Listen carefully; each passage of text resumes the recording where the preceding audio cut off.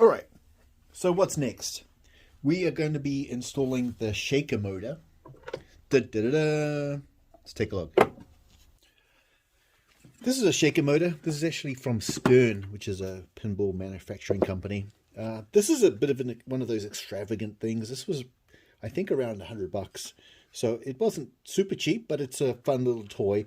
Essentially, you've got a motor here, and then on either end of the motor, on the sort of the, what's the middle part called? Yeah, I don't know. These weights. They're not centered. They're off center, both sides. When you apply 12 volts to it, it's going to shake. I'm sorry, it's going to spin.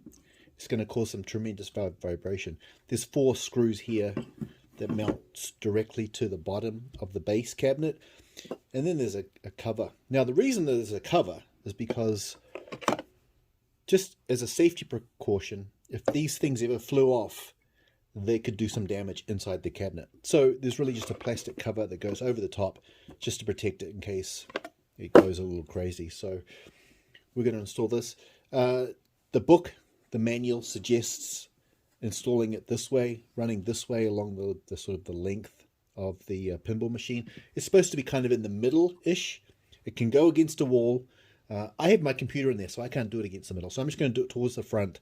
It's just really screwing down. Before I do that, though, I need to attach a diode between these wires just to protect the circuitry that's going into the input-out controller, the Pinscape board.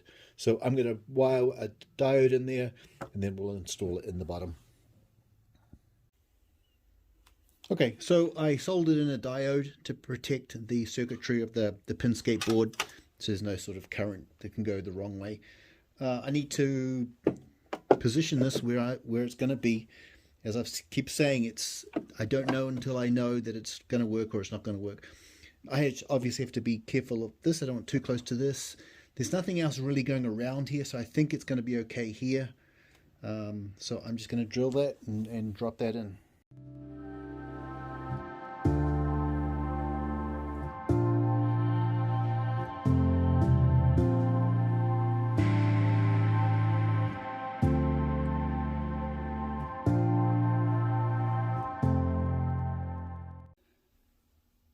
Okay, so that was pretty easy. Before I put the cover on, I just want to make sure that these aren't going to fly off. These are really tight. Just want to make sure.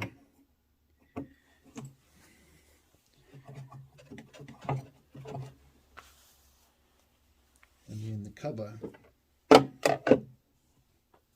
goes on top.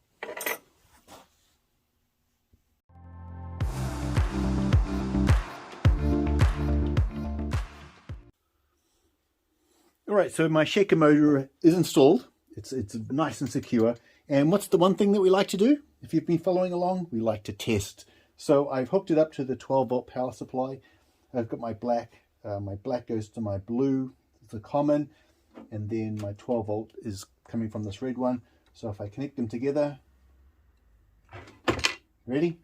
3, 2, 1, contact.